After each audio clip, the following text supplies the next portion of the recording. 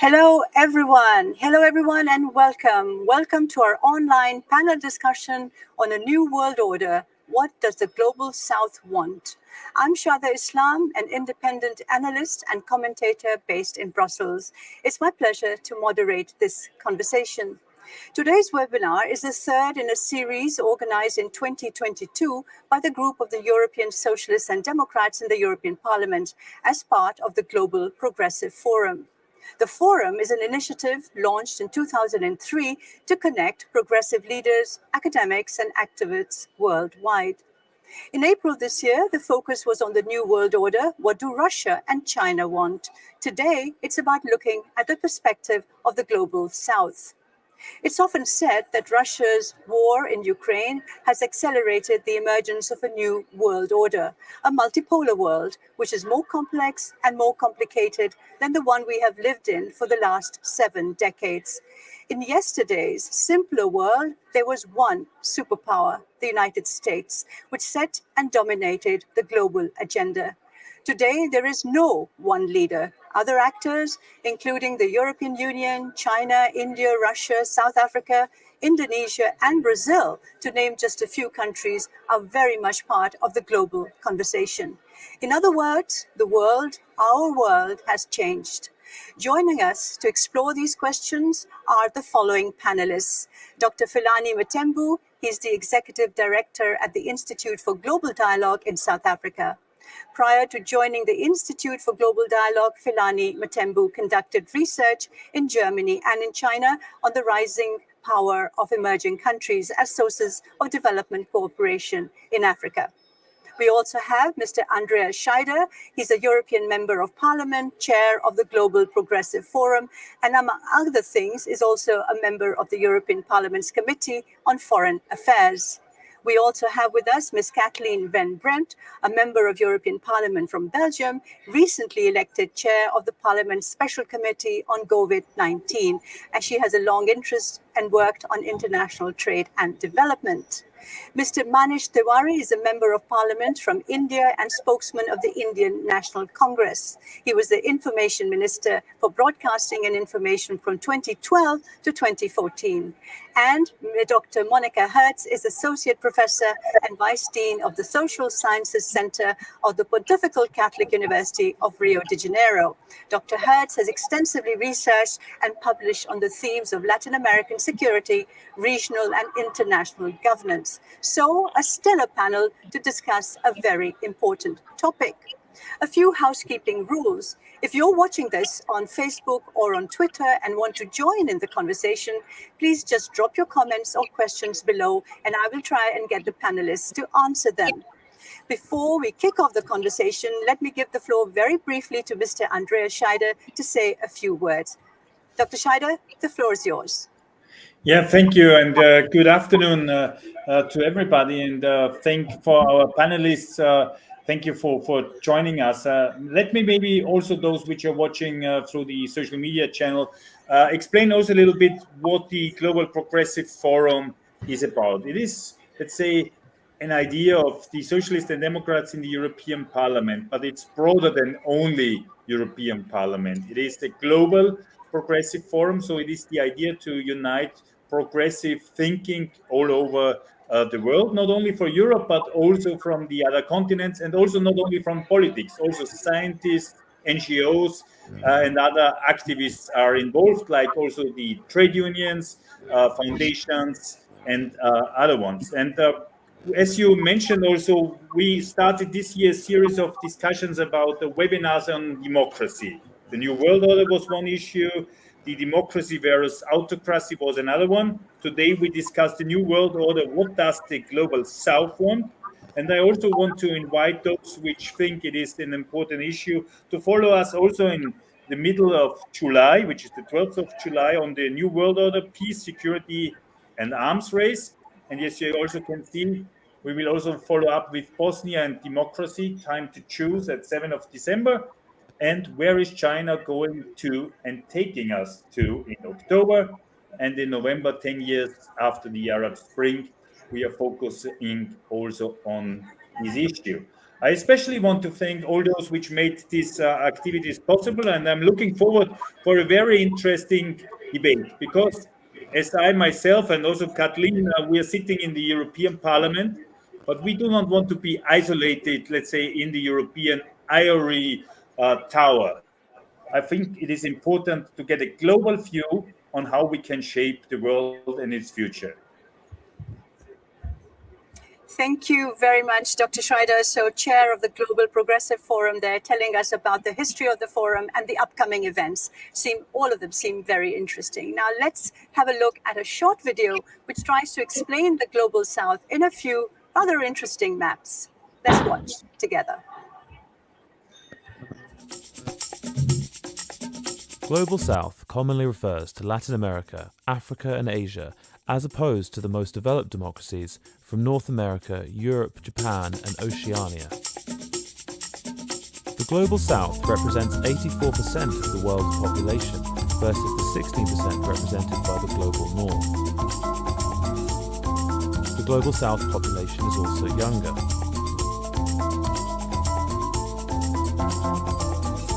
And growing more than in the Global North.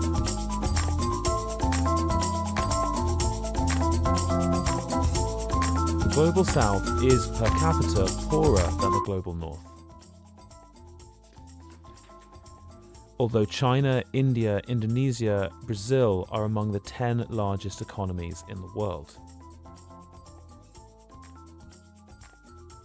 The Global South pollutes less per capita than the Global North. However, they pay the biggest price because of climate change.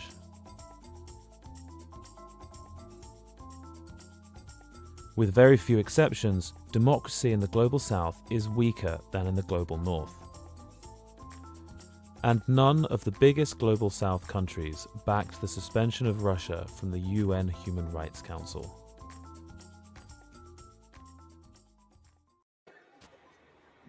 So, welcome back. As I said, some very interesting maps explaining the Global South, but let's now talk to our experts who are here on the panel.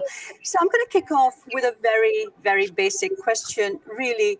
And the question goes to our friends from India, Brazil, and South Africa. Really, does the Global South really exist, or is it just an academic definition or even perhaps a geopolitical fiction? Let's go to the Member of Parliament from India first, Mr. Manish Tiwari. Let's have your comments very briefly, please. Well, thank you very much for inviting me to this discussion today in the afternoon as we talk about European time. Well, the Global South is a term which has been now in currency going back a number of decades. And to a great and substantive extent, it reflects the developmental aspirations of those countries which labored under various forms of imperialism and colonialism for close to 2 or 3 centuries before they were finally able to achieve their independence in the wake of the Second World War. So, to answer your question very briefly, the Global South is neither a myth nor is it a geopolitical fiction.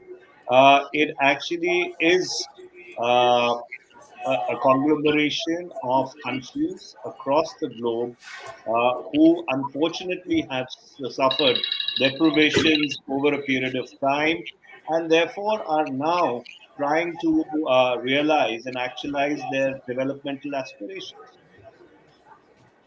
Thank you very much, Mr. Tiwari. So, not a myth, not a legend, but a reality. Let's go to Dr. Monica Hertz now from Rio de Janeiro. Dr. Hertz, let's get your point of view just as briefly as Mr. Tiwari did. I don't think it's a myth. Yeah, I think it's a reality, but it's a reality in the sense that it has acquired a role in political debate, in political practice. And if it has acquired a role in the way people move and change, it is a reality from that point of view. I think it's a concept that allows us to see the level of disparity in terms of power and access to resources in the world. And it doesn't really only have a geographical dimension because, of course, the Global South is present in every city in North America, Europe, or Australia. Thank you. Thank you very much, Monica Hertz, as well. So my question now to you is Mr. Philani Mthembu from South Africa. Let's get your point of view. It's not just a geographical dimension, shares Dr. Monica Hertz. It's not just, I mean, obviously the ideational elements are important because the global south has tended to be neglected ideationally when it comes to various economic systems, dominant ideas. So the global south as an idea, but also as a reality, is something that is very important because I think in a multipolar world order, what the global south will be contributing is a degree of plurality, a degree of complexity to understanding global challenges. And I think that's something that should be welcomed because it can actually assist in overcoming a number of complex challenges that many of the leading countries in the world find themselves incapable of actually solving. And perhaps they could draw from some ideas and practices from the global south in navigating a complex landscape. Thank you.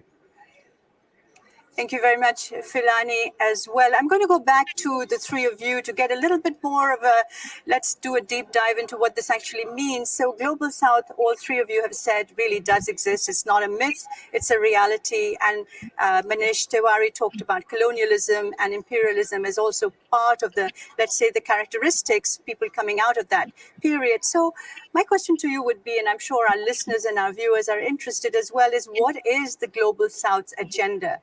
Is it always in opposition to the global north, or is there something authentic that is coming from countries such as yours? Let's go back to you, Mr. Tiwari. Well, that's a question that the global north should ask itself. If there is a feeling that the agenda of the global south, whatever it is defined in opposition to the global north, then the global north should be asking itself, why is that the case? But in my estimation, the global south does not define itself in any other manner except to try and fulfill the aspirations of billions of people who live in these countries and who have real human developmental challenges of education, of malnutrition, of employment, which need to be surmounted. So I think if at all, what I can detect from your question, if there is a level of paranoia that the global north has, then it needs to really look within to try and discern the triggers of that paranoia. Thank you very much for being very frank about that as well. Let me go to you, Monica Hertz, about also the definition, the agenda of the countries. Is it about multipolarity? Is it about turning away from colonial Eurocentric mindsets? Is it about, as Mr. Tiwari has said, looking after the interests of millions of people?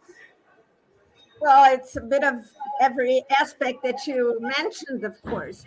I do think that it is important in addressing what you say to focus on the actual creative proposals that have, since the 1960s or even 50s, been put on the table by actors from the global south and that have been creative, and in some moments have had an impact. But again, the distribution of power is extremely unequal, be it in military or in economic terms. And of course, this is from a certain point of view, a result of the colonial past. Though I don't think that's the only explanation.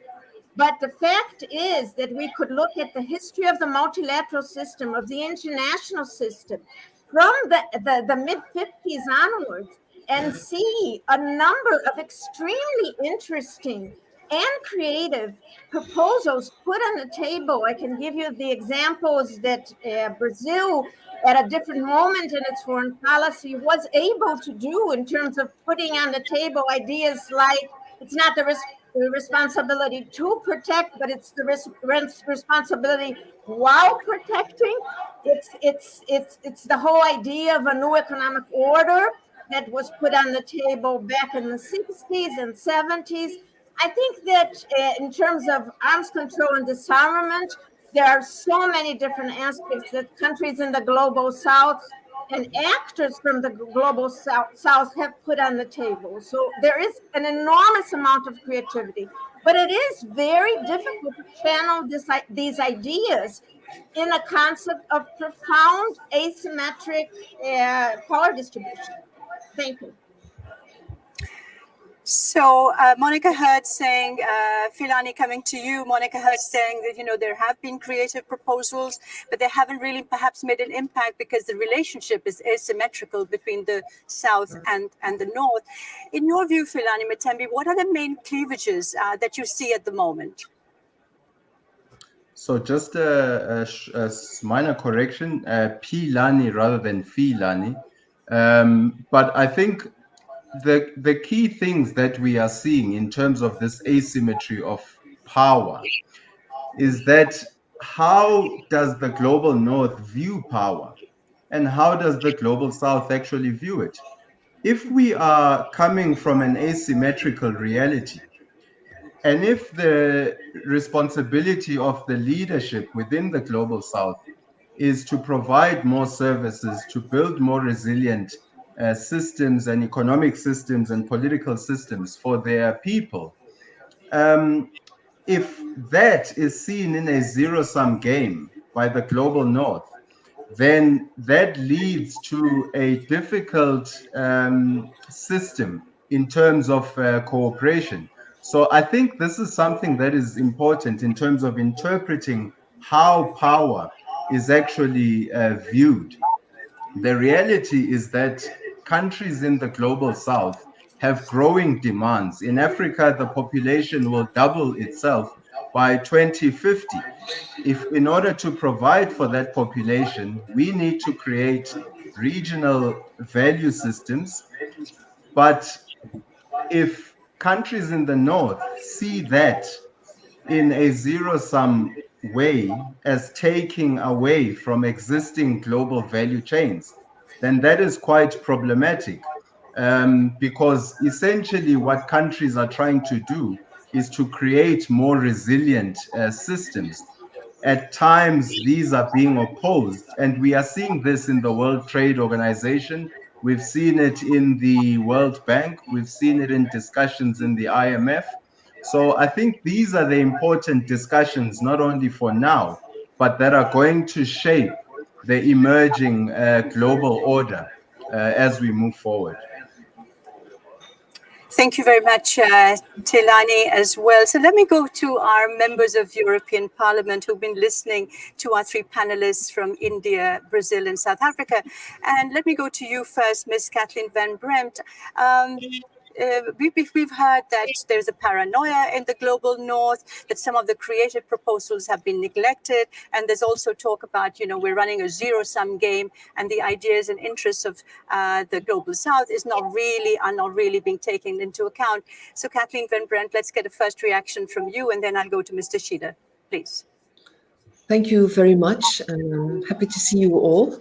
And that's one of the good things that comes out of the pandemic, that we can keep on having these conversations, connecting with the rest of the world, and let that be a good start of a new way of also interparliamentary dialogue, and I think that's good.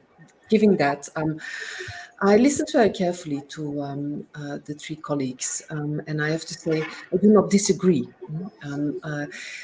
First, I want to say that I do believe the concept of the global South exists, that it is a reality, but that doesn't mean that all these countries and regions in the global South are pursuing the same future. And I think it's very interesting and good that part of our conversation in the months and years to come, because we are establishing a new world order, and that should be based on completely other values and principles than before. In establishing that, it is very important to listen to that debate, but also look at the different futures that are pursued in terms of values, democracies, rule of law, economies, and so on. That's my first point. My second point is that I absolutely agree with the fact that there is a lot of imbalance in the relationship, and that only a new world order can be established if we also question that. And we had again a very hard lesson, I have to say, with the pandemic. That is really very much on my mind, where the global north acted as they always did, besides some nice words like we will get out of this pandemic together and we're only safe unless everybody is safe, and then completely not acted in accordingly with these principles, and left the global south waiting for vaccines after the global north was vaccinated fully. So I think we need fundamentally to question ourselves on these issues. Thank you very much, Ms. Van Bremt. Could I ask this panelist, if you're not speaking, I've been asked by our technicians that you turn off your microphones because there's an echo. So if you're not speaking, turn off your microphones, please. But don't do so, Mr. Shida, because I'm coming to you now. This imbalance that we're talking about in this relationship, and of course, Ms. Kathleen Van Bremt has talked about the vaccine example. There was nationalism, holding of vaccines, and we didn't really walk the talk on vaccine solidarity, even through COVAX. So let's get your point of view, Mr. Shida. I would agree with Kathleen. I would even say it was a missed opportunity to understand that there is not a global south agenda nor a global north agenda. There is, in some issues, a global agenda. And to fight the pandemic would have been such a global agenda. And I think the so-called global north, or the industrialized countries in their, let's say, unlimited egoism, did not meet the chance also to find a global agenda to fight COVID.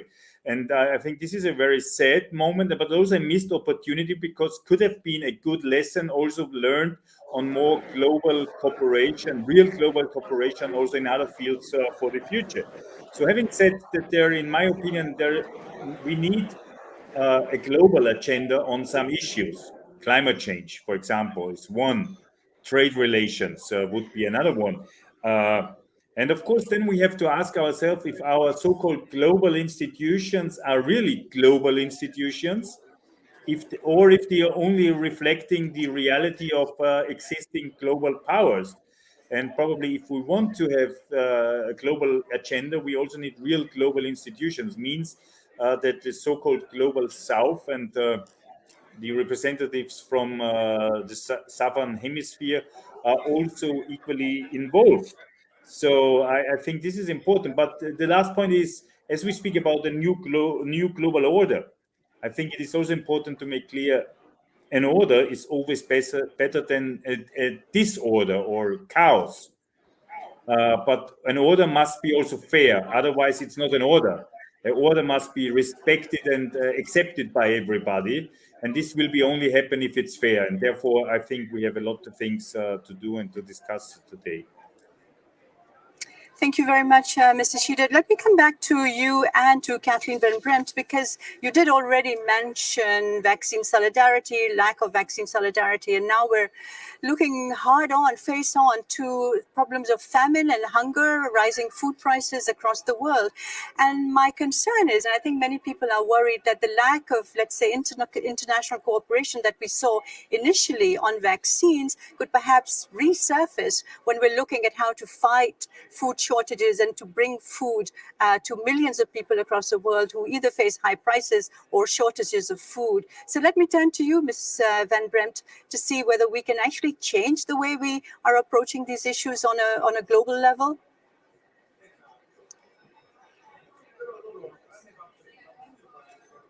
Could you unmute yourself, Ms. Van Bremt, please? Sorry.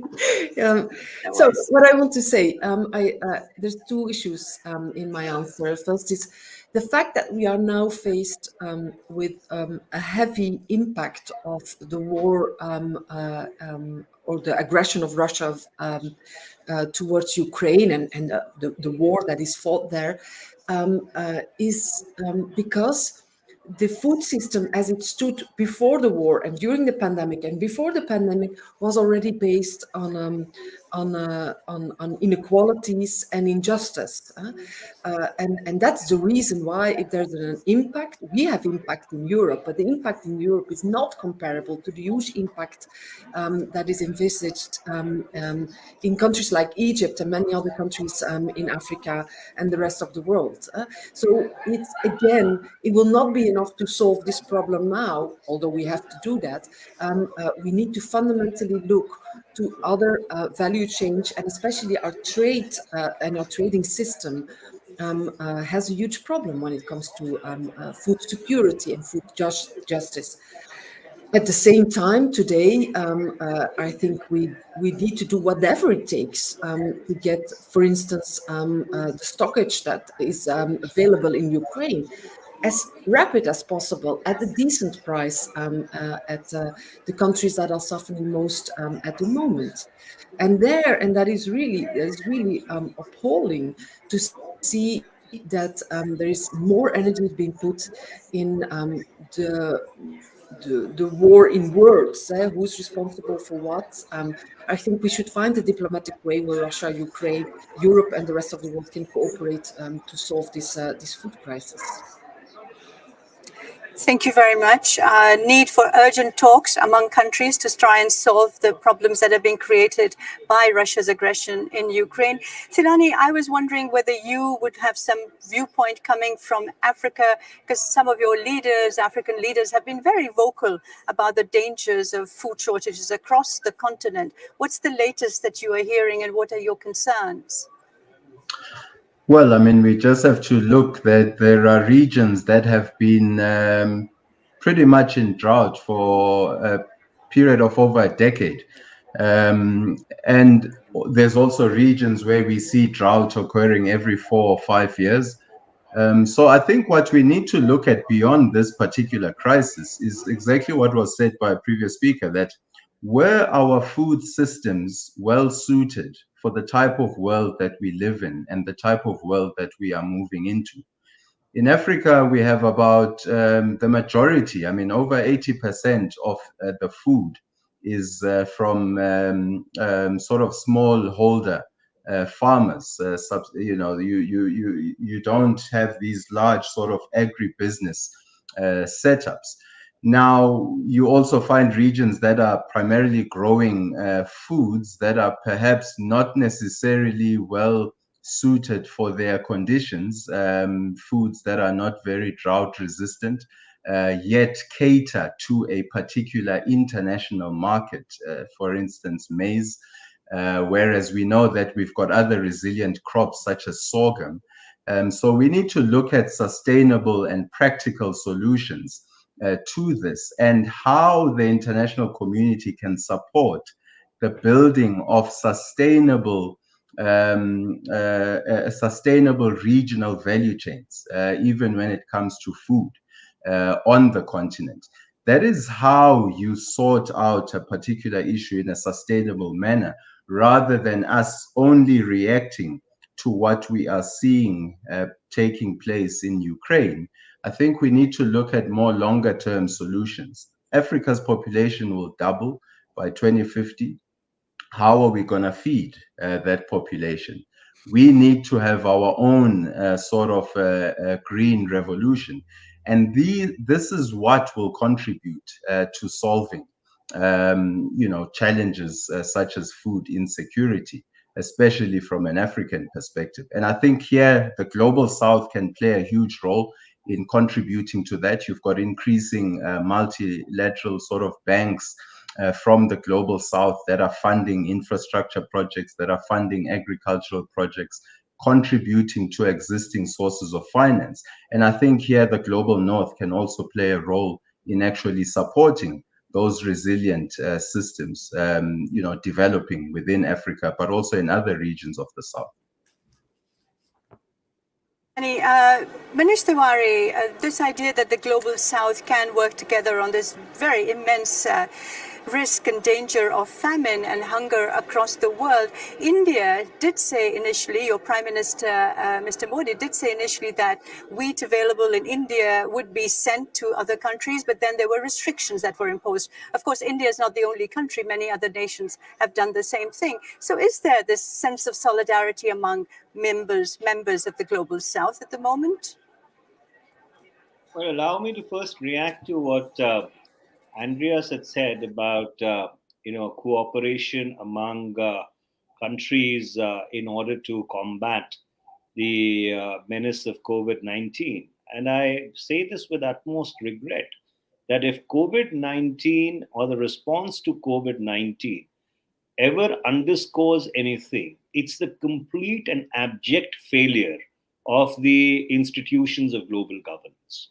You had the World Health Organization, which for the better part of 3 months from the January of 2020 till about the April of 2020, kept covering up for China and kept putting out extremely ambiguous tweets trying to downplay the potency of the pandemic. And then you had a situation then when about 5 billion people on planet Earth were in some form of lockdown or the other. By the March of 2020, the United Nations Security Council could not even meet because China was chairing the United Nations Security Council. And it was only when the presidency went to the Dominican Republic in the April of 2020 that the UNSC could even meet to talk about COVID-19. Most responses to COVID-19 have not even been national responses. They have been subnational responses. And so therefore, it begs a question that when you are confronted with a once-in-a-century pandemic, where are all these institutions that you've created? What is their efficacy? And is there actually a rationale for their existence at all or not? Number two, coming to your question about cooperation among the global South, I think the cooperation among the global South started with the creation of the non-aligned movement way back in the decade of the 50s. And there has been progressive cooperation. There is the group of 77 at the United Nations. You have the BRICS initiative. You have various other initiatives. You have the BRICS Bank. So therefore, now there are various multilateral institutions in play in the global South, which can look at these challenges. But however, it begs a more fundamental question.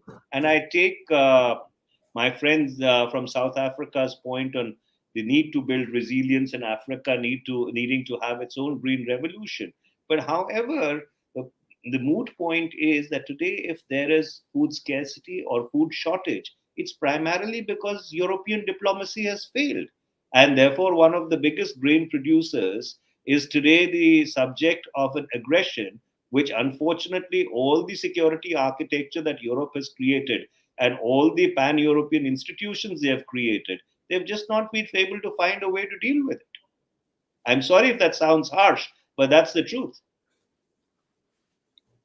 Tiwari, thank you very much for that. I'm going to go to Monica and Mr. Shida in a minute, but let me just talk a little bit about Russia because we are, we've talked about some of the elephants in the room, but first let's talk a little bit about Russia. Now, here in Brussels and in Washington, D.C., there's been quite a lot of hand-wringing over the fact that many of the countries that Europe and America expected wanted to join them in the sanctions or also in condemning Russia's aggression against Ukraine really haven't been that forthcoming. And of course, we've also heard the Indian Foreign Minister, Mr. Jaishankar, saying very recently that no, India was not sitting on the fence and that Europe's problems were not necessarily the world's problems. And so, every country had to look after its own interests. And so I'm going to go back to you in Rio de Janeiro, in Delhi, and in South Africa, in Johannesburg, and ask you first, Monica Hertz, is there this reluctance, and why is there this reluctance to join the United States and Europe in denouncing vividly, vocally, very publicly Russia's aggression?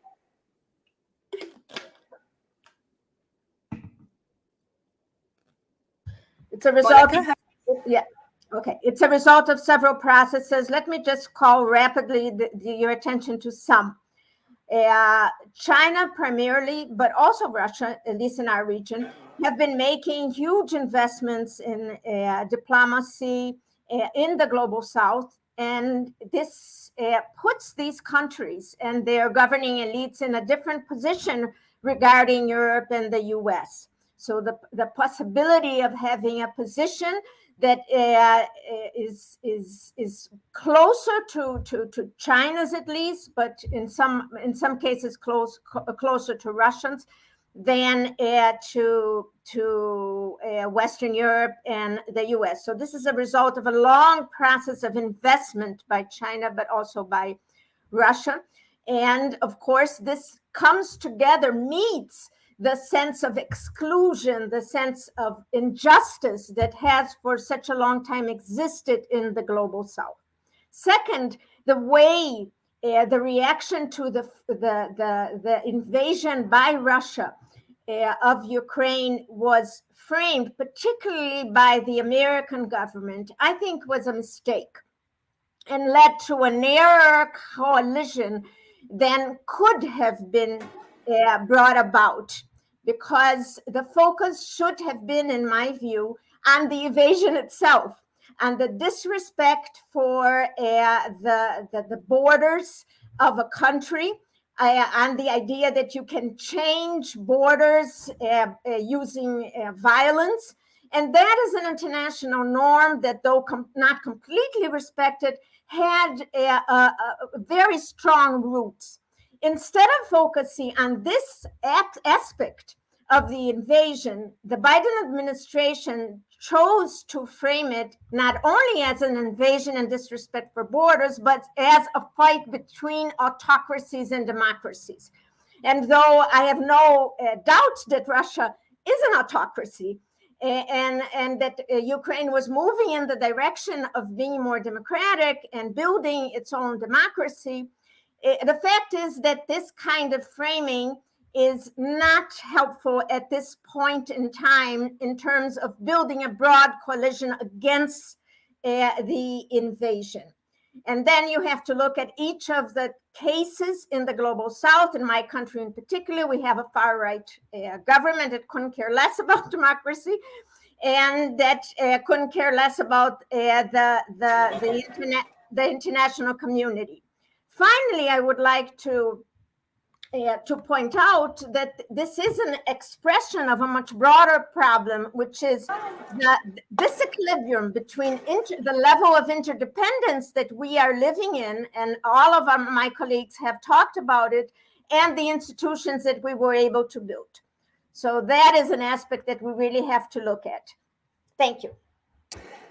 Thank you very much, Monica, talking about the framing. And I wonder now to Mr. Tiwari as well, was there also a problem with the framing and let's say the narrative that the Biden administration and some in the European Union have been developing about, an alliance of democracies versus autocracies? India is a democracy, and yet it hasn't come out and vocally and publicly denounced and condemned Russia's aggression.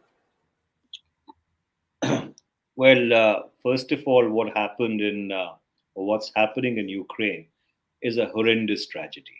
And undoubtedly, our hearts and minds are with the people of Ukraine who are fighting in order to preserve the sovereignty of their homeland.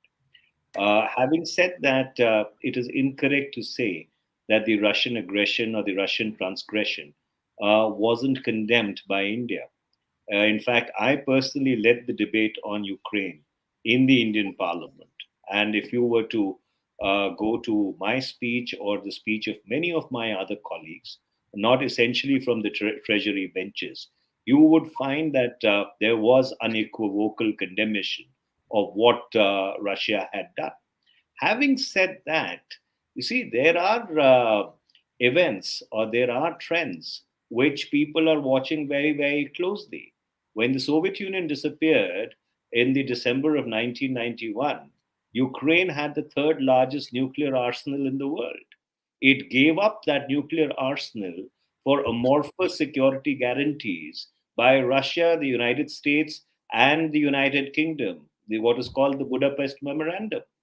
And ironically, one of the guarantors of Ukraine's security first invaded Ukraine in 2014 when Crimea was taken.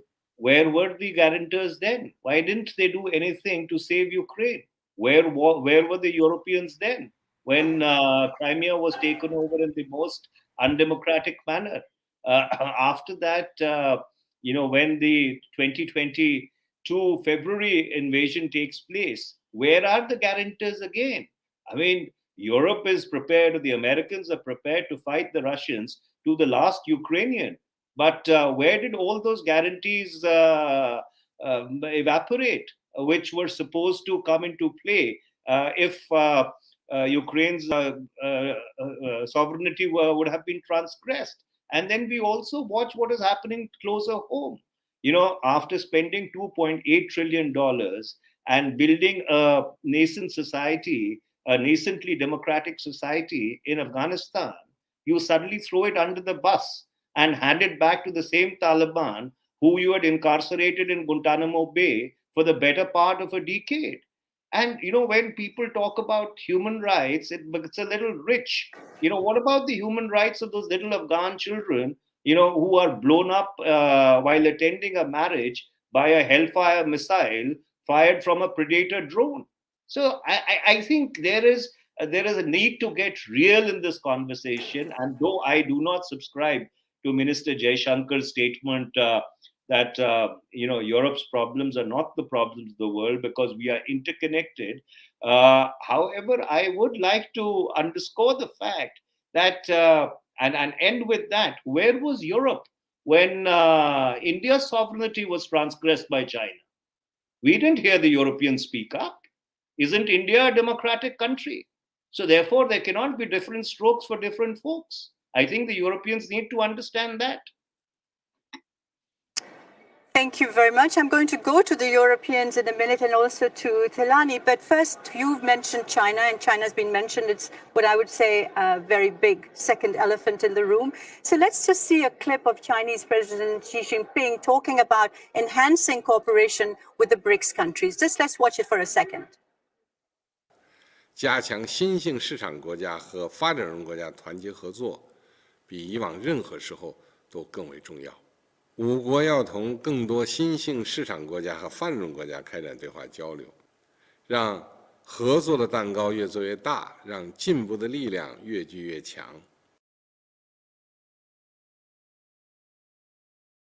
Xi Jinping there talking about enhancing cooperation, increasing the pie of cooperation with developing countries. And I wanted to go to you, Thilani, because I know you've done a lot of research on China and China's relationship with Africa. And here in Europe, there is a growing perception that this anti-Western narrative that is developing in parts of the global South is really being driven by China, and that the global South is being influenced by Beijing in what it's saying now in terms of Russia's aggression against Ukraine. So my question to you is that something that you have come across, and is that something that you can actually support and say, yes, we are being driven and we are being influenced by China on these issues?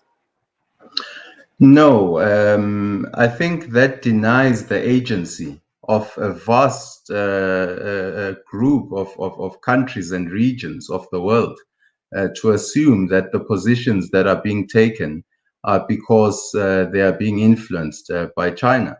I mean, we just take a country like South Africa. A country like South Africa, like other countries in the world, China is its largest trade partner. However, when it comes to foreign direct investment, by far, over 70% of South Africa's foreign direct investment is coming from Europe. It's coming from countries of the European Union. And yet South Africa has taken a position of non-alignment when it comes to the conflict in Ukraine.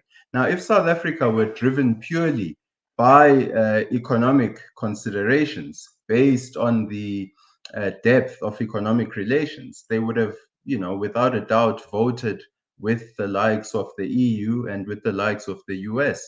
However, the way that this particular conflict is seen, not only in parts of South Africa, but also in a large part of the African continent and in other parts of the world, it is not being seen as purely a conflict between Russia and Ukraine. It is being seen as a larger geopolitical conflict and a rise of tensions that have been there for many years within Europe, between Russia and Europe, but also between Russia and the United States. And it is seeing a failure of diplomacy within Europe and within the West to have averted what we are now seeing playing out in Ukraine. So to come to those conclusions, it is not because African countries are being influenced by China. It is because they have made their own assessment of international relations. They have looked at how on conflicts that are dear, to Africans, whether it's Western Sahara, whether it is Israel and Palestine. They are looking at that, and they are looking at how countries in the West have reacted or not reacted to those particular conflicts. And they have come to the conclusion that siding with one side over the other will not create the conditions for dialogue and the conditions that would lead towards a peaceful resolution of this particular conflict. In fact, it would prolong it and cause more polarity in the world. So the fact that countries in Africa have chosen a non-aligned position, it is also historic and based on a contemporary assessment. Whenever the great powers have fought over particular issues, African countries have viewed it not in their interests to side with one over the other, but to rather promote the conditions that would lead to a peaceful resolution of those conflicts. And I think over time, countries in the West will come to realize that whilst the conflict continues, at some point there does need to be dialogue. There does need to be an assessment of the European security system, and where the EU comes in, and where the US comes in, and where Russia and of course Ukraine comes in. But that's certainly not because Africans are following what China is doing. Thank you very much, Thulani. So, Mr. Shida, let me come to you and also to Kathleen Van Brandt. So we've had some very strong comments from our friends in India, South Africa, and Brazil, pointing to the fact that they don't want to be forced into a binary choice, talking also about double standards of the West, and also talking about the European Union's role. And so my question to you, Mr. Shida, is, first of all, are you persuaded? Are you convinced by these arguments? And do you think we do actually need to start walking our own talk on some of these important issues of human rights and democracy? Screen's yours. Yeah, I think there is something true in it. And just one remark on these so-called Chinese investment offers. They're usually a box with a lot of problems inside at the end, because Chinese investment offers is some kind of imperialistic attitude at the end. Let's say the one thing which China never is asking on conditions like human rights, like caring about the environment or other questions. Why they don't ask is clear, because they don't ask also not internally at home. So I think these Chinese investment offers are not very good received ones. Also, what I listen from people in also the so-called global South, they are very often not happy. But of course, sometimes you're in a situation in the global South that you have to take every offer which is on the table, and maybe then we as Europeans have to think also if our investment and trade policies is answering this question intensively enough. Secondly, on this binary question of the Ukraine and Russia war, I think it is what we see now is the whole world is speaking about this Russian invasion, which is a disaster. I agree completely.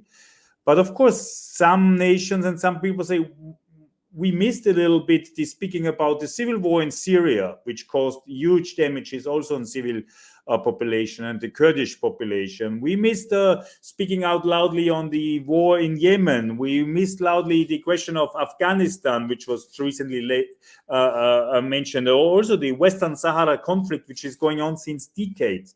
So also we have to be clear, maybe we as Europe also in our, let's say, foreign policy, of course, Ukraine is inside the European continent and therefore for major importance. But we should not forget that there is a lot of conflicts in the world where also they're also happening very sad things. And also Europe has to have a stronger standpoint in these points. Thank you very much, Mr. Schieder. So, Ms. Van Bremt, from you as well, some comments on what you've heard from our panelists. Unmute myself. Yes, thank you very much. Maybe a few points. First of all, towards Mr. Tawara in his accusing of or accusations towards Europe. When it comes, and it's also what Mrs. Hurt said, I do understand when you say that Europe has a way of dealing not always with the same standards when it comes to problems in the world and conflicts. I absolutely agree on that. The Iraq War, for instance, was a complete disgrace, although it was not European Unions, it was the United States, but with the support of some of the member states.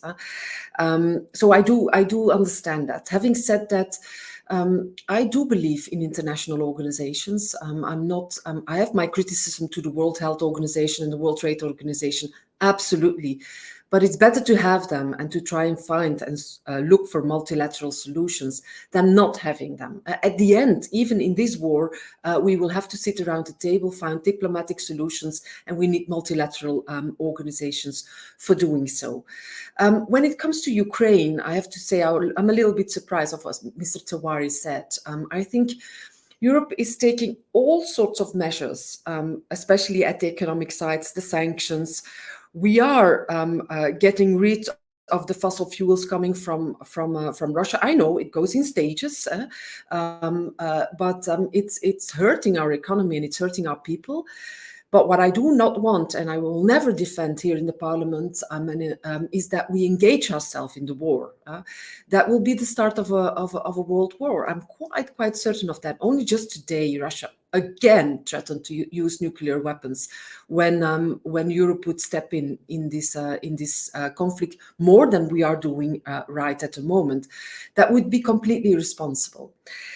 Then to what all of you said about taking sides, again, I understand. And personally, I don't think you should all take sides. But what I said at the beginning, when we talked about, is there something like a global south? I said, yes, I think it exists. But at the same time, you're not all pursuing the same, and not you three. Yeah? I mean, all the countries of the global south are not pursuing the same future. They do not have the same values. They do not look like that in that future. And in that sense, and I'm not saying take sides, but in that sense, I do agree that what is happening now in Ukraine is about two models in the world. Because the core of this conflict is Ukraine wanted to look at Europe, the European values, democracy, rule of law, being part of the European Union, and that was a final straw for Putin to start this war. And so, yes, it is about two models, and it is about what you want to be in the future. And that is not the same for all the countries in the global south. And in that sense, Europe will organize itself geopolitically, also when it comes to trade, when it comes to defense. I think that is key for us in Europe, and that will be the debate of the future. Thank you very much, Ms. Van Bremt. So we're coming towards the end of our very fascinating, I have to say, informative discussion. So I want to just bring you back to this idea of long-term change that's happening, multipolar world, and we need to build and work within a new inclusive system of governance, global governance. And my question to you would be, give your final remarks, but also to think ahead.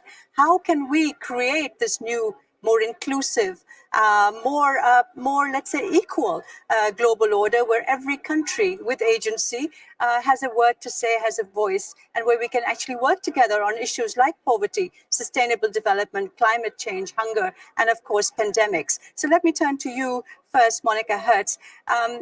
Answer these questions, look ahead, and also from your point of view, anything you have to say about the EU that would be informative and also give us some advice for the future. Thank you very much, Monica.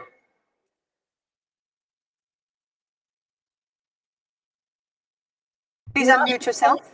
Sorry, and in a sense, addressing to what Kathleen was saying, I think we need to look at global governance in a multidimensional way, and look at the different forms of coalitions that we are able to build also in a multidimensional way. So we shouldn't put global governance in a binary mode. Either you accept it or you don't accept it. Either you're for multilateralism or you're against multilateralism. This is not the way forward. It is possible we need to build different coalitions for different forms of moving ahead. And that does not necessarily mean governments, of course. That may mean other actors within global South societies, which are able to move in some directions and not in others. So if in many of the countries in the global South, it is not acceptable to try to build this division between autocracies and democracies and frame everything within this division as a kind of a new Cold War, I think this is a wrong way to go forward for the European Union. Not because I do not cherish the values of democracy and human rights that the European Union has, of course, been a leader in putting ahead in the international environment, but because it's not possible. And politics is the art of the possible. And I think the EU needs to build these governance dimensions in a very diverse architecture. And I think that is the way ahead. There are possibilities of moving ahead in some areas with some actors, in other areas with other actors. And the idea of a new Cold War is very, very bad. Thank you.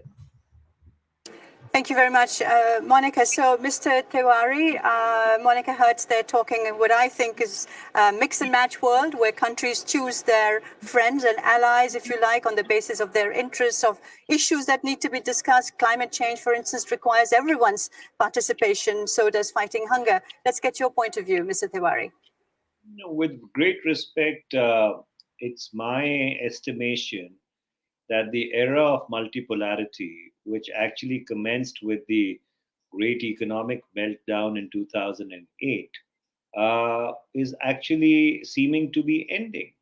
A new Iron Curtain has descended across the world from Murmansk to the Straits of the Bosporus. And behind that Iron Curtain will lie the great states of Russia, China, Iran, maybe even Turkey. So, therefore, you have actually gone back to the days of the Cold War. There is a new Cold War which has begun. And so, therefore, it is going to have an impact on other global conversations, be it conversations on climate change, be it conversations on trade. You've also seen the manner in which China has behaved. It completely irrationally when it was confronted with demands for being more transparent on the COVID-19 pandemic, and that's triggered of demands to try and reorganize and reorient global supply chains. So I'm afraid we seem to have actually regressed back, and if the Ukrainian conflict even is able to find a modus vivendi, which I hope happens at the earliest, I don't think in any manner it is going to reverse this trend of bipolarity, which now seems to have set in. Thank you very much, Mr. Tewari. So, Tilani Matembu, so your point of view, are we now in a Cold War scenario, do you think? Very briefly, please. I still have two more statements to come, so looking forward to hearing from you. We are not in a new Cold War, but we are still led by leaders who still use that as a lens and as a framework, and that is problematic. The world is more complex right now. We're not in a bipolar world. We are, moving in towards a multipolar world where both countries in the south and north need to adjust to one another. Countries in the north have to adjust to a greater amount of actors shaping the international global order. And they need to accept that, and they need to embrace that. They need to embrace more minds, more tools in the room to solve, global problems. Likewise, countries in the south will also adjust to this emerging global order. And lastly, I think we need to learn from what's happening already in structures such as the BRICS. In the BRICS, you've got 100 plus meetings taking place per annum amongst BRICS leaders, civil society actors, think tanks. And I think we need to build also similar platforms for progressive scholars and thinkers and practitioners from the South and from the North to navigate an increasingly complex global order. Thank you very much, Ilani. So, Kathleen Van Bremt, are we in Europe, do you think, adjusting to this new world that's opening up? With a lot of pain we are, and still a long way to go. That's why I think it's something that we have to work on really, really very, how can I say that? The next coming months and year, it's important that we in Europe, Parliament, Commission, Member States, we really take this discussion very seriously and think this through. And Monica, I agree. My plea is not to have a bipolar world based on two systems. No, absolutely not. I'm for a multipolar world based on multilateralism and rules in the world. And there we are far from. And that should be, there Europe should be one of the advocates. That is really very important. The only thing I wanted to say is that in this war, we are envisaging these two very different models, and we should strive for a model where democracy and rule of law is ruling the world. I know it's an ideal, but let's that's in any case what I want to try for. Coming back to Russia, and that's my last point. Russia is not a great nation in any of the words of great. Not a nice, not a democracy, not an important economy. It's a very small economy, and the only way they can act as if they are great is because they have a big military force and they have nuclear weapons. And one of the most important solutions will be having a good climate policy, because having a good climate policy will make the world safer, will make the world more sustainable, but will get us rid of fossil fuels and our connection to Russia, but also other states like Saudi Arabia, who are not democracies either. And I think both go together, the new model that we need to work on and very important climate change policies. Thank you very much, Kathleen Van Bremt. Let me turn to you, Mr. Schieder, for your final words. You're the chair of the Global Progressive Forum. Yeah, thank you for this very interesting hour and very interesting hour of debate. I think it is even more important than having more of this kind of webinars and discussions, and also in other platforms like we had also today. Just two remarks. I think the picture of a bipolar world, of the old Cold War world, of course, is for very many leaders the more easy way, because the multipolar world, of course, is also more complicated, and therefore that's why the reason is this picture always shows up. But we have to be clear, it is also a failure world, and we should not accept neither the logic nor what follows after a Cold War thinking. We never should also follow up accepting the logic of a war world thinking. So if we are in this question, if you would ask me, do you want to have a bipolar world, a multipolar world? I would say I want to have a single polar world of humanity. And this, at the end, probably is this what we should fight for. But I want to thank you also, Shada, for the moderation, and everybody for participating. I think it was an excellent moment and very important for all of us. Having a nice afternoon. Thank you. Thank you very much indeed. That does indeed bring us to the end of this fascinating and very informative session. Thank you to our panelists for joining us, and thank you for all of you for watching us. And this is Shada Islam in Brussels saying, take care and stay safe. Bye-bye.